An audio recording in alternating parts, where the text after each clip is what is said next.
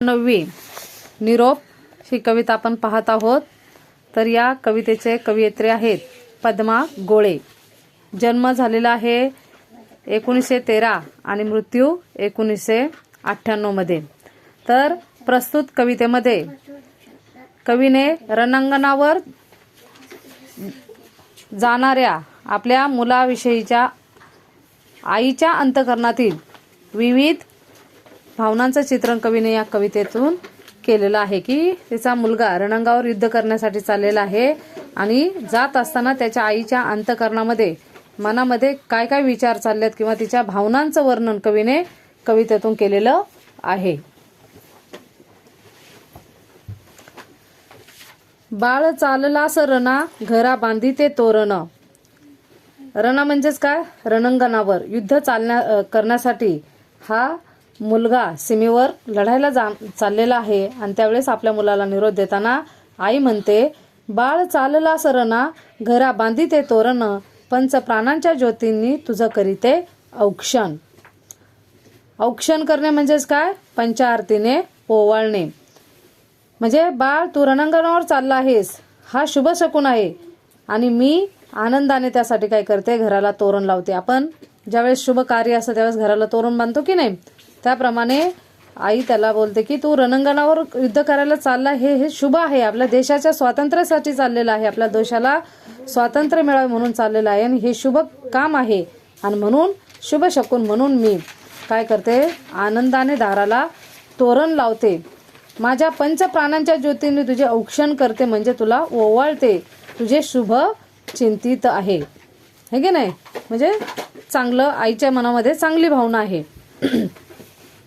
की तू चांगल्या कामासाठी चाललेला आहे। याच विक्रमी भाऊंनी स्वातंत्र्यता राखायची। बघा, तुला तुझ्या या पराक्रमी आपल्या हातांनी काय करायचे आहे, भाऊ म्हणजेच काय, हात, आपल्या भारतीय स्वातंत्र्याचे रक्षण करायचे आहे। खांद्यावरी या विसावे शांती उद्याच्या जगाची, म्हणजे तुझ्या या बळकट खांद्यावर भविष्यातली जगाची शांती विसवणार आहे। म्हणजे तू जर आज युद्ध केलं हे का नाही, शत्रूपासून जर आपल्या देशाचं संरक्षण केलं तरच उद्याचं जे आपलं उद्याचं जग का होईल, थोडक्यात म्हणजे भविष्यात शांती निर्माण होईल। म्हणून या माझ्या डोळा नाही थेंबही एकही दुःखाचा।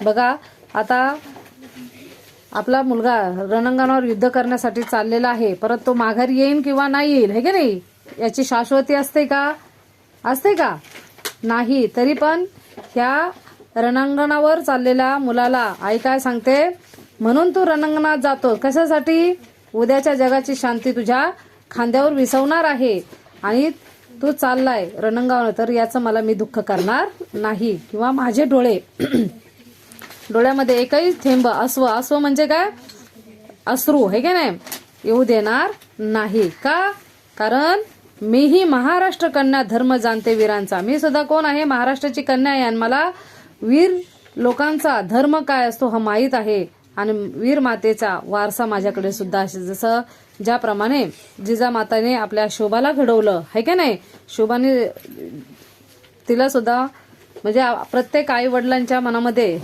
है की नाही, आपल्या मुलाचं म्हणजे मूल म्हणजे एक काय काय असतं, एक काळीज असतं है की नाही, भीती असते थोडीशी मनामध्ये, तरी सुद्धा आपल्या देशाच्या स्वातंत्र्यासाठी तो चांगल्या कामासाठी चाललेला आहे।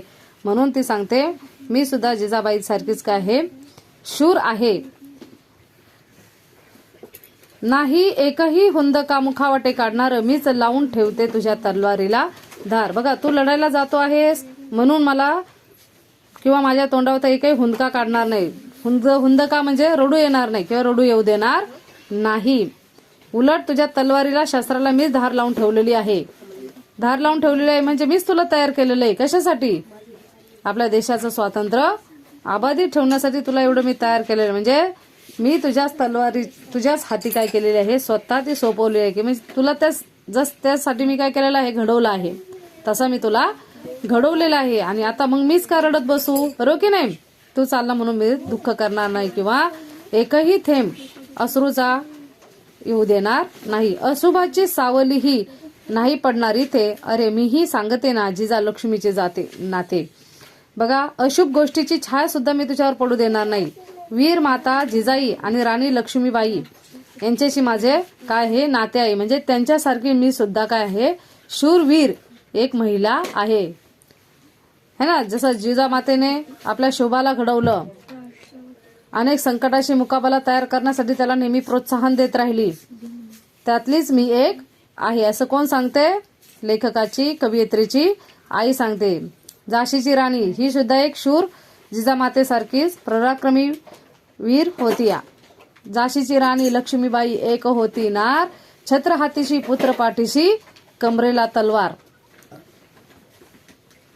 घोड्यावरती बसून मुलाला पाठीवरती बांधून युद्ध केलेलं आहे.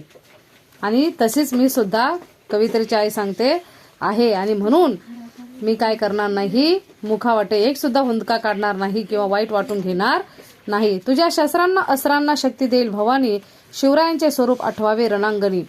आणि तुझ्या शस्त्रांना, शस्त्र म्हणजे काय, बंदुकींना किंवा अस्त्र हे का ना, म्हणजे तलवार वगैरे, माय भवानी काय कर, उदंड आयुष्य देईल. जसं तुळजापूरची भवानी माता शिवाजी महाराजांना प्रसन्न झाली होती, तिचे आशीर्वाद जसे शिवाजी महाराजांच्या पाठीवरती होते, तसेच या भवानी मातेचे आशीर्वाद तुझ्या सुद्धा पाठीशी असतील. आणि रणांगावर तू ज्यावेळेस लढशील त्यावेळेस मात्र शिवछत्रपती महाराजांच्या पराक्रमाचे तू स्मरण कर आणि त्या उद्देशाने तू काय कर, लढव. त्यांनी काय काय केलं आपल्या देशासाठी, त्यांची आठवण मनामध्ये ठेवून तू काय कर, युद्ध कर. असे आई आपल्या मुलाला काय करत आहे, प्रोत्साहन देत आहे.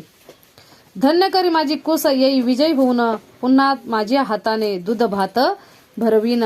आणि एक आई आपल्या मुलाला जात असताना, निरोप देत असताना बोलते की बाळा तू काय कर, विजय होऊन ये, माझ्या पोटी जन्म घेतला आहेस याची मला धन्यता वाटेल. बरोबर ना, म्हणजे आपल्या मुलांनी काहीतरी चांगलं काम केल्याच्या नंतर जसं आई वडिलांच्या डोळ्यामध्ये समाधान प्राप्त होतं, तसंच तिच्या सुद्धा सांगते, तू जर युद्ध करून परत आला तर याच हाताने मी तुला, जसं लहानपणी दूध भात भरून मोठा केला आहे की नाही, तसंच एकदा तुला दूध भात भरवीन.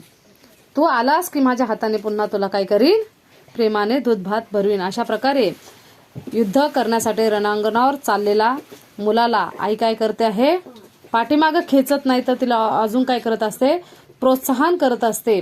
आणि हे प्रत्येक आईवडील करत असतात. असं नाही की कुठलेच आईवडील आपल्या मुलांना काही करत असताना पाठीमागं खेचत नाही किंवा तू करू नको हे करून. जर चांगला मुलगा जर करत असेल तर त्याला तुमच्या आईवडिलांची नक्कीच काय असते, साथ असते. हेच ह्या धड्यातून कवीने तिच्या मुलाविषयीचं निरोप देतानाचं भावनांचं वर्णन केलेलं आहे. तुम्हाला जर ही कविता आवडली असेल तर आपल्या चॅनलवरती लाईक, सबस्क्राईब करायला विसरू नका. धन्यवाद.